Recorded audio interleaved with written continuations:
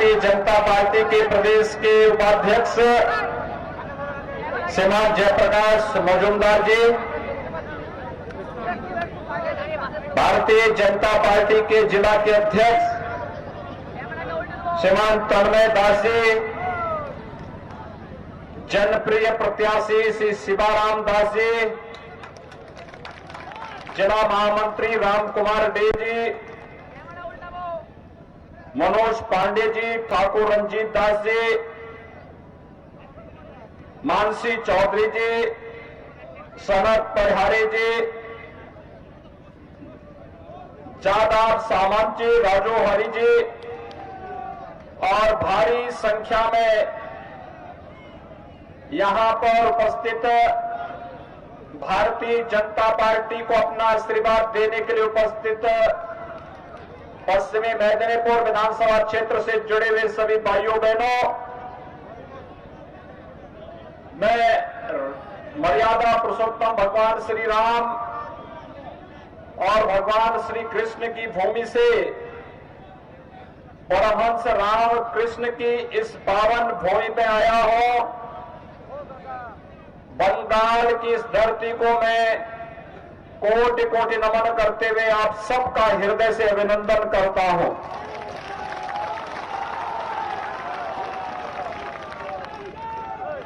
भाइयों बहनों, ये मान्यता है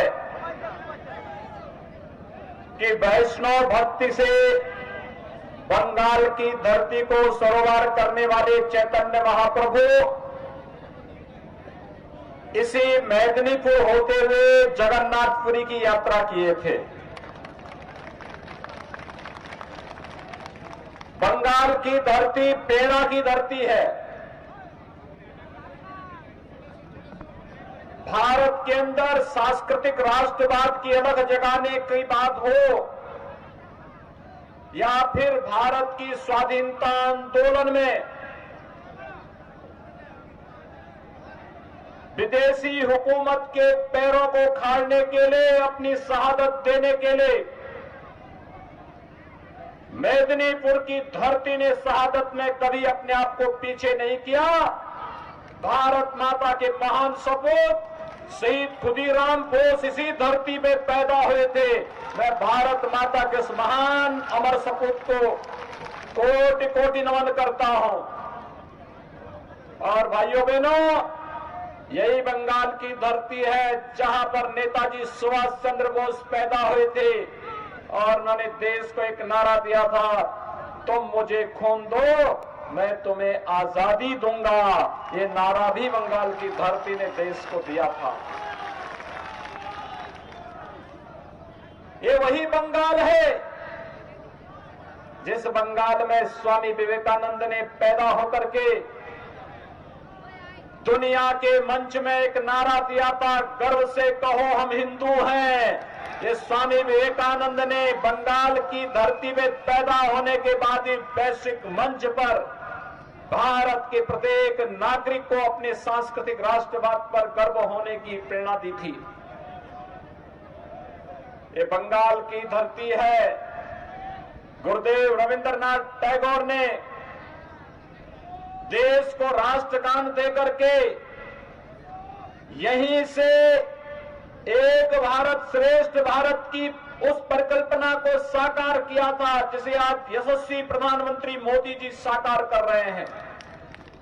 और भाइयों बहनों, देश की आजादी का अमर गीत वंदे मातरम बंकिम चंद्र चट्टोपाध्याय ने बंगाल की ही धरती पर लिखा था, जो आज भारत की आजादी के बाद भारत का राष्ट्रगीत बना है। वंदे मातरम के अमरोद्घोषक बंकिम चंद्र चट्टोपाध्याय को और गुरुदेव रविंद्रनाथ टैगोर को भी कोटि कोटि नमन करते हुए आप सबका मैं हृदय से अभिनंदन करता हूं। भाइयों बहनों, बंगाल को भारत माता के इन महान सपूतों ने एक समृद्ध बंगाल बनाने की इसका सपना देखा था, लेकिन कांग्रेस, कम्युनिस्ट और तृणमूल कांग्रेस बंगाल को कहां लेकर के चले गए हैं। आज बंगाल में व्यापक भ्रष्टाचार है, आज बंगाल में अराजकता है, आज बंगाल में गरीबी है, आज बंगाल में विकास कहीं भी नजर नहीं आता है। भाइयों बहनों, मुझे बताया गया एक पश्चिमी मेदिनीपुर का एक क्षेत्र कृषि बाहुल्य क्षेत्र है और कृषि बाहुल्य क्षेत्र में आलू उत्पादन करने का कार्य यहां का किसान करता है, लेकिन 10 वर्षों से तृणमूल कांग्रेस की सरकार है। इस सरकार ने अपनी ओर से तो कोई प्रयास नहीं किया, लेकिन केंद्र में मोदी जी के नेतृत्व की भारतीय जनता पार्टी की सरकार ने जब मेदिनीपुर में खाद्य प्रसंस्करण के एक यूनिट आलू के बारे में लगाने की कार्रवाई प्रारंभ की और आलू उत्पादक किसानों के आलू को यहां से एक्सपोर्ट करने की व्यवस्था दी, तो तृणमूल कांग्रेस की सरकार उसमें आड़े आ गई, उसने ये काम नहीं होने दिया।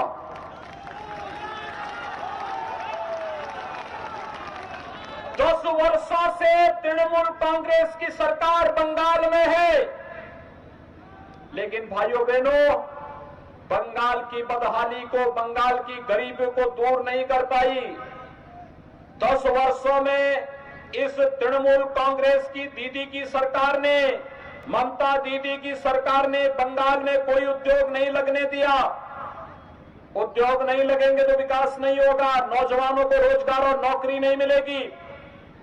उन्होंने नहीं लगने दिया, जो उद्योग थे उनको बंद करवा दिया। और भाइयों बहनों, एक तरफ उद्योग नहीं लगने देंगे, दूसरी तरफ तृणमूल कांग्रेस के गुंडों की गुंडागिर्दी और भ्रष्टाचार के नए नए उद्योग फल फूल रहे हैं। हर योजना में तोलाबाजी, हर योजना में उनकी लूट खसोट बंगाल के अंदर देखने को मिल सकती है। उत्तर प्रदेश में भारतीय जनता पार्टी की हमारी सरकार 4 वर्ष से है और 4 वर्ष में हमने 40 लाख गरीबों को प्रधानमंत्री आवास उत्तर प्रदेश के अंदर उपलब्ध करवाए हैं।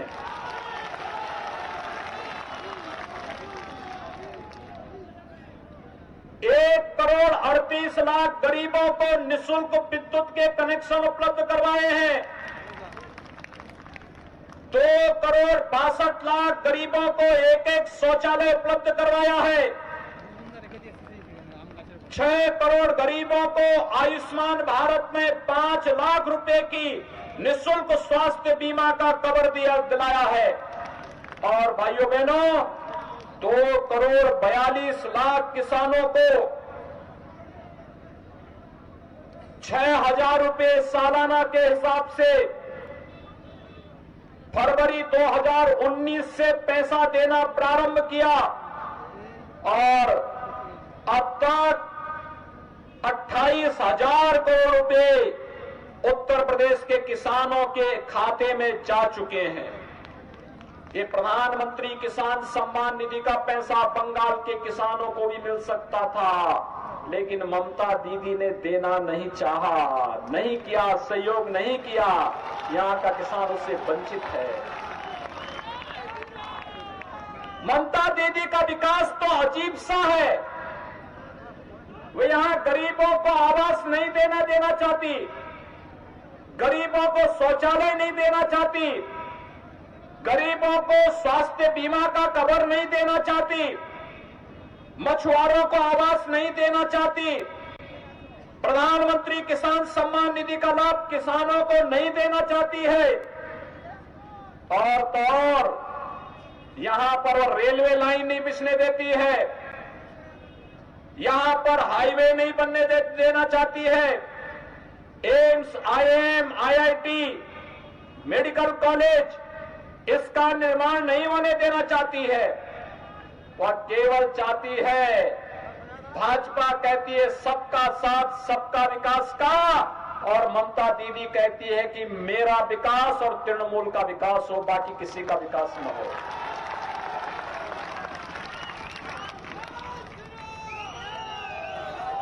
मौका दीजिए। जो लोग दुर्गा पूजा को प्रतिबंधित करते हैं, मां सरस्वती की पूजा को प्रतिबंधित करते हैं, वे लोग बंगाल की धरती में टिक नहीं पाएंगे। ममता दीदी तो पहले जय श्री राम को प्रतिबंधित करने का प्रयास की, लेकिन मैं आपका अभिनंदन करूंगा कि आप सबने जय श्री राम का नारा ही हर जवान से निकलना लग गया है। मैं हर यहां के नौजवान के मुंह से, हर बुजुर्ग के मुंह से, हर माता और बहन के मुंह से जय श्री राम का नारा इस समय सुन रहा हूं। यही तो राम की महत्ता है।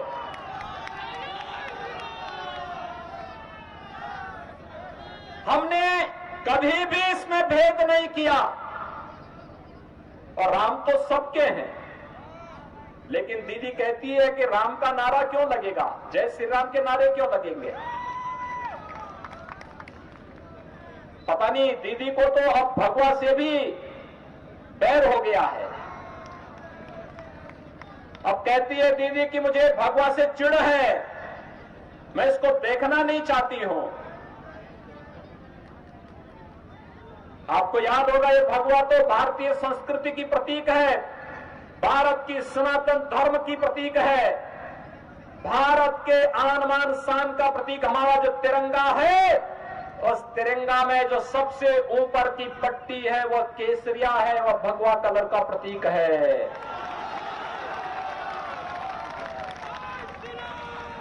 यही बंगाल की धरती है, रामकृष्ण परमहंस और स्वामी विवेकानंद की धरती है।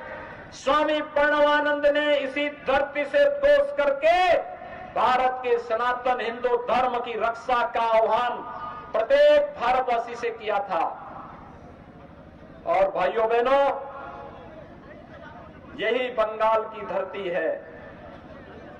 आज ममता दीदी पहले जय श्री राम पे रोक लगाती है, फिर भगवा कपड़े से चिढ़ती है, और अब तो कहती है कि दुर्गा पूजा भी नहीं होने देंगे।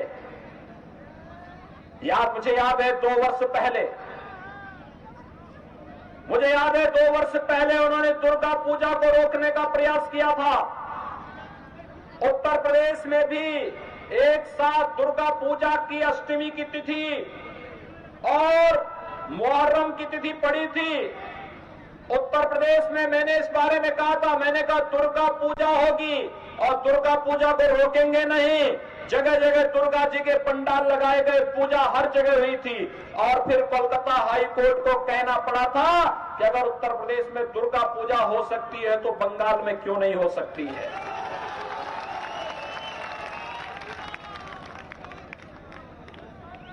आखिर कब तक ये तुष्टीकरण की भेंट हम यहां की आस्था को और आम जन के विश्वास के साथ करते रहेंगे। और यही तो तृणमूल कांग्रेस कर रही है। भाइयों बहनों, बंगाल की धरती पर पैदा हुए थे डॉक्टर श्यामा प्रसाद मुखर्जी। डॉक्टर श्यामा प्रसाद मुखर्जी सबसे कम उम्र में कोलकाता विश्वविद्यालय के वाइस चांसलर बने थे, और उन्होंने अंग्रेजों की उस कुटिलता को बेनकाब किया था जिसमें बांग्लादेश बनाते समय हिंदू बाहुल्य क्षेत्रों को भी बांग्लादेश में मिलाने की जो कांग्रेस की कुत्सित चेष्टा थी, उसको बेनकाब करने का काम किया था डॉक्टर श्यामा प्रसाद मुखर्जी ने थे, जिसको उस समय एक साजिश के तहत बाहर करने का प्रयास हो रहा था। लेकिन भाइयों बहनों, जब कश्मीर के अंदर कांग्रेस की कुत्सित चेष्टा के कारण संविधान में धारा 370 जोड़ी गई, तो धारा 370 को हटाने के लिए किसी ने आंदोलन किया था। इसी बंगाल की धरती पर पैदा होने हुए डॉक्टर श्यामा प्रसाद मुखर्जी ने उस समय नारा दिया था, एक देश में 2 प्रधान 2 निशान 2 विधान नहीं चलेंगे का नारा दिया था। और आज डॉक्टर श्यामा प्रसाद मुखर्जी के सपने को साकार किया है। देश के यशस्वी प्रधानमंत्री श्री नरेंद्र मोदी जी ने, देश के गृह मंत्री श्री अमित शाह जी ने, जिन्होंने कश्मीर में धारा 370 को हमेशा के लिए समाप्त कर दिया। आज अगर मेदिनीपुर का नागरिक जम्मू कश्मीर में जमीन खरीदना चाहेगा, प्रधानमंत्री मोदी जी ने आपको यह अधिकार दे दिया है कि आप जम्मू कश्मीर में जाकर के भी अपने लिए जमीन खरीद सकते हैं। हमारे लिए एक भारत श्रेष्ठ भारत, और भारत का प्रत्येक नागरिक भारत माता का सपूत है। हम उसके साथ कोई भेदभाव नहीं कर सकते हैं, कोई भेदभाव नहीं कर सकते हैं।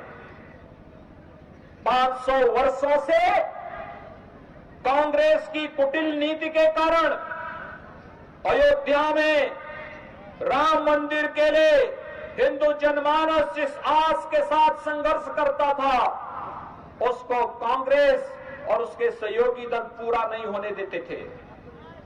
आज आपने देखा होगा, प्रधानमंत्री मोदी जी बने, सभी बाधाओं को दूर कर दिया गया।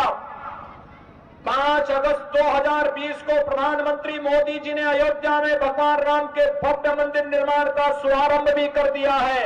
अयोध्या में भगवान राम का भव्य मंदिर निर्माण कार्य आज युद्ध स्तर पर आगे चल रहा है। भाइयों बहनों, अयोध्या में भगवान राम का मंदिर भारत की सनातन आस्था का प्रतीक है, भारत का राष्ट्र मंदिर है। देश और दुनिया का हर श्रद्धालु जब अयोध्या में आएगा, भगवान राम का तो दर्शन करेगा ही, साथ साथ अयोध्या में भारत सेवाश्रम संघ, रामकृष्ण मठ और साथ साथ चैतन्य महाप्रभु के भी दर्शन आपको अयोध्या जी में भी उसी प्रकार से होंगे जैसे बंगाल की धरती पर होते हुए दिखाई देते हैं। हमने तो कोई भेदभाव नहीं किया।